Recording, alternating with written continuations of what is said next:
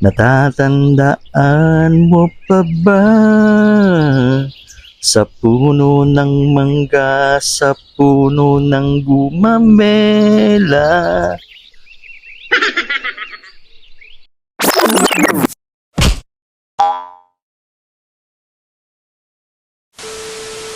At kagaya nga ni ng kinakanta ko, ang natatandaan ko ay yung mga kinakatakutan ko nung bata pa ako.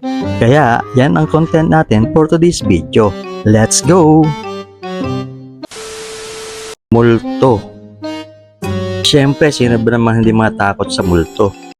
Lalo na kapag ka nanonood ka ng horror mag-isa.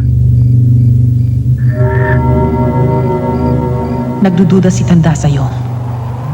Baka raw hindi bukal sa kalooban mo ang pagbibigay mo ng iyong kaibigan. Dadaling ko ba yan dito kung hindi ako handa? Hindi ba no 1 taon? Ako rin ang dala ng iaal. Aba, sira na yata yung ilaw ah.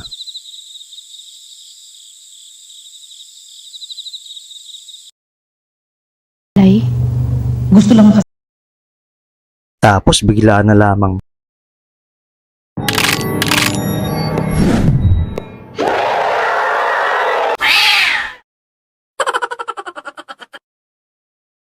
Sino guys sa inyo ang naka-experience ng ganito? Sigurado ako na maraming makaka-relate dito eh. Lalo na yung mga batang 90s. Yung i-intro yung Regal Films ng ganyan.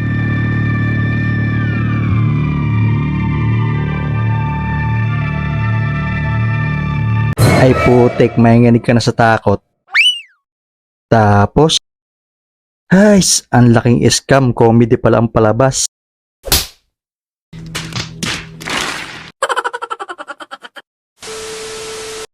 Toko. Nung bata pa ako, takot na takot talaga ako sa toko. Lalo na yung mga malaki talaga sa kanila. Nakakadiri kasi silang pagmasdan. Tapos ang bunganga nila ay sobrang iitim pa. Kapag ka kasi nadikitan kanila ay para ka sapatos na lagyan ng rugby. Hindi kasi talaga maganda experience ko tungkol sa kanila. No, no, no, my friend.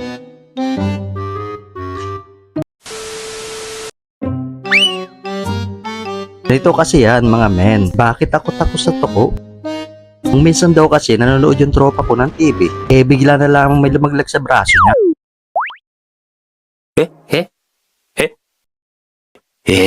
Shit, not good.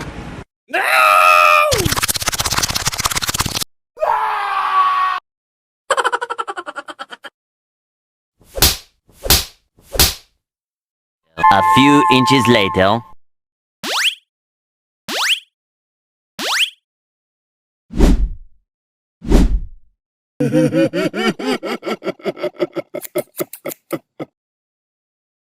Walang joke ka, mas madikit ka pa sa love life ko.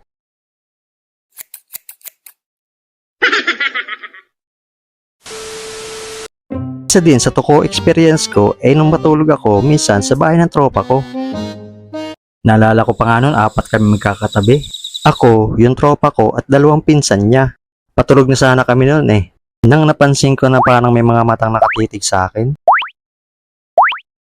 Walang jo, ang daya palang tukol sa bahay ng tropa ko.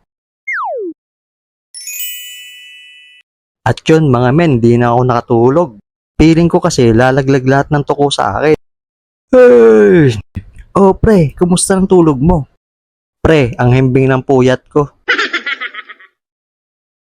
Ang daya palang tuko dito sa inyo at ang lalaki pa. Takot ka ba sa tuko? Oh pre, takot ako madikitan nila. Kahit kasi bulok na yung mga yan, matindi pa rin kumapit. Kaya matindi ang takot ko dyan.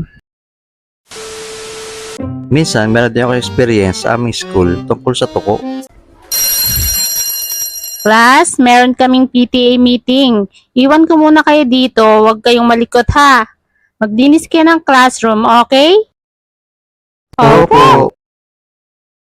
A few inches later.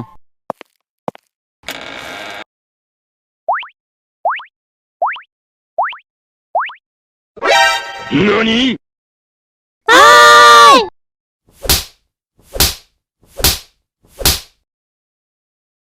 Hala, lagot kayo. Pinatay niyo yung tuko. Sorry, natakot kasi kami. Nakakatakot kasi siya at nakakadiri. Oo nga. Itapon ko na nga to sa labas.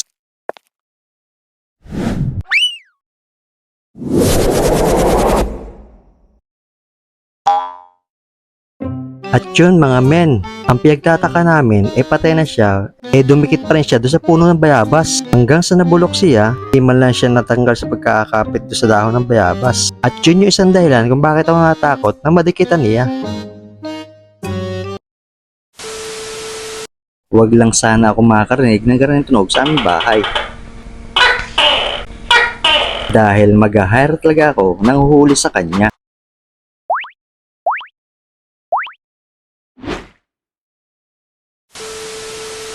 Kumukulong mantika.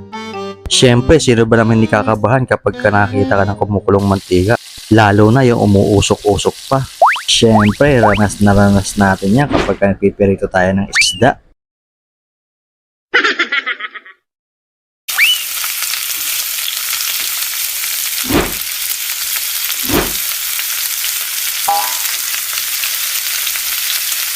Uy, pakibalik na yung shield ko.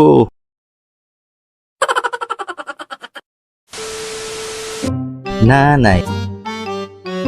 Siyempre, sino ba naman hindi kakabahan at matatakot sa ating nanay kapag hawak na nila ang kanilang mahiwagang armas? Mama, wag mo ako pala ha? Ano? Wag mo ako pala ha? Sino nagsabi sa yung lumubog-lubog ka dyan sa putik? Mama pala ha? Ano? Wag mo ako pala ha? Anong hindi palo? NANI?!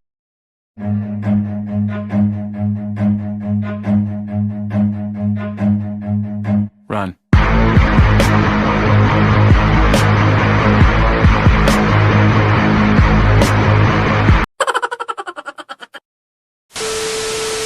Kayo mga men, ano yung mga bagay na kinakatakutan ninyo? Pakishare naman dyan. At yun mga men, dyan na po nagtatapos ang ating video. Kung nagustuhan nyo ang ating video ay huwag kalimutan mag-like, comment, and share. I-hit na rin ang notification bell para updated kayo sa susunod nating video.